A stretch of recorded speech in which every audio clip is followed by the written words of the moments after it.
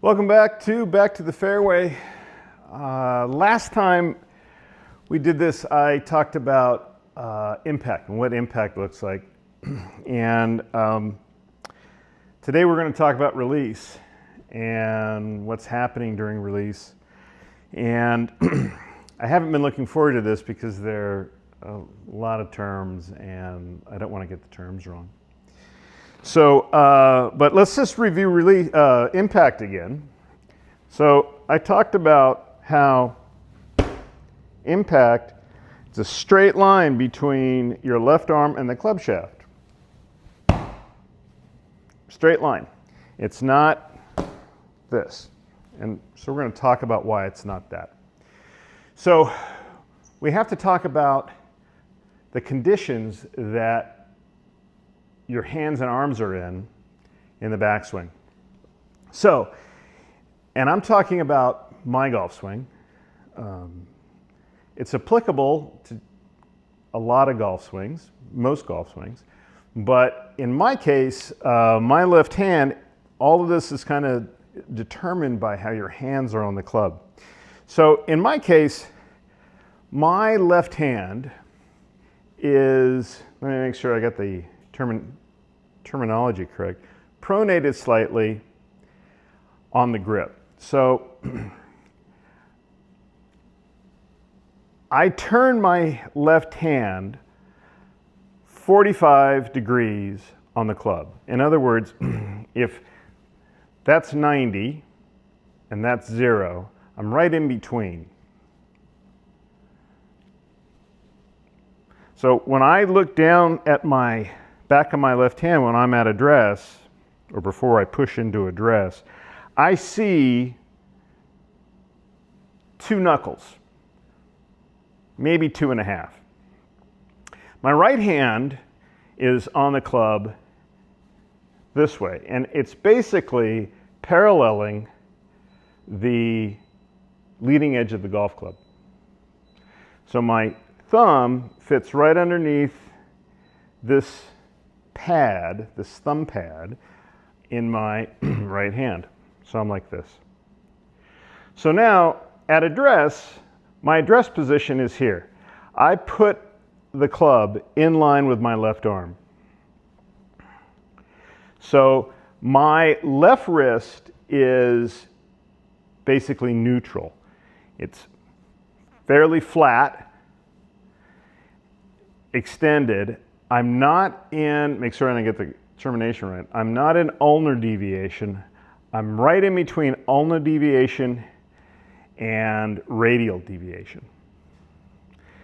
My right hand is in slight extension. So I'm this way. My left elbow is turned towards the target. I'm rotated towards the target. Now, as I go back, so this is what I want my impact conditions. My hand, my left wrist will go into slight ulnar deviation, and my right wrist will go into slight ulnar deviation at impact. But so now let's talk about what happens in the backswing. So as we go back, and I'm not going to turn. All I'm going to do is I'm just going to fold my left arm or fold my right arm till I'm outside my right shoulder. So as I go back, my right wrist goes into extension. My arms are internally rotated slightly with my hands in front of my chest, and my right elbow bends, and my right arm at the top will go into external rotation. So at the top, back of my left wrist is flat.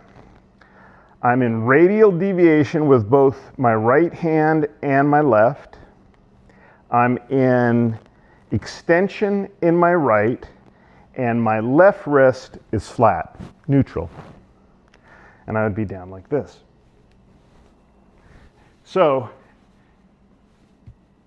external rotation of my right arm looks like this. So it's externally rotated behind my right shoulder. So now the release.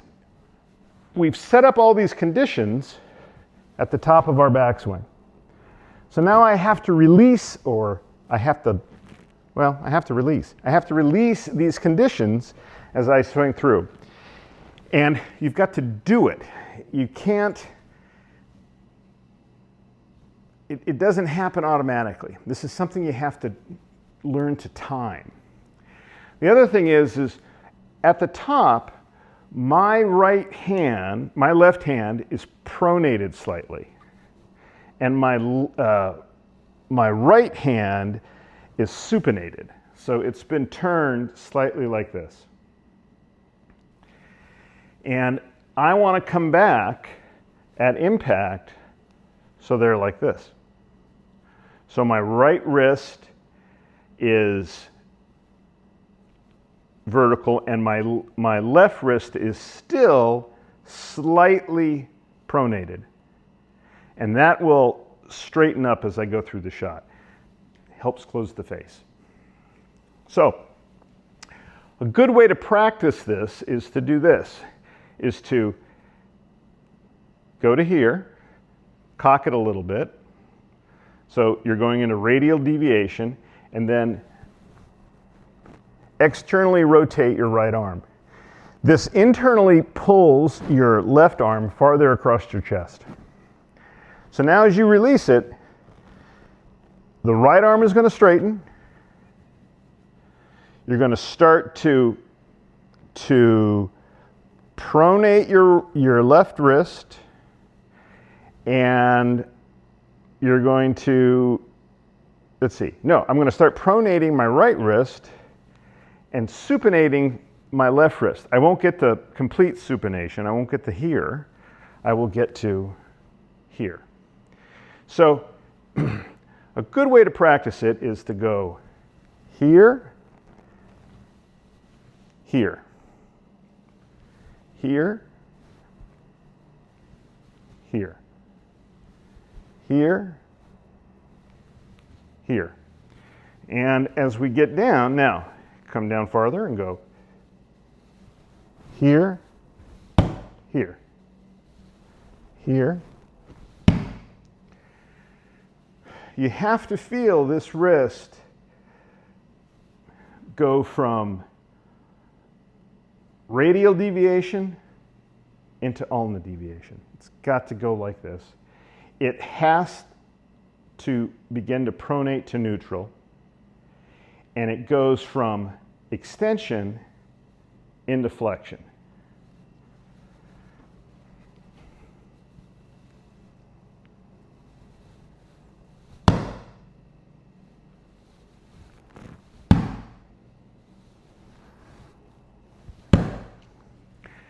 Now, you have to time it up with the pivot. And it takes a little practice. You have to sit there and learn to feel like you time it up with the pivot. Sometimes using just your right hand is a nice way to do it. So, think about it. If you have any questions, put them in the comments. Don't forget the big golf towel. Helps me, keeps this thing going. I appreciate your time. Thank you for coming out and taking a look. Hopefully you guys enjoy it. Keep practicing. Keep your rocks clean. Thank you.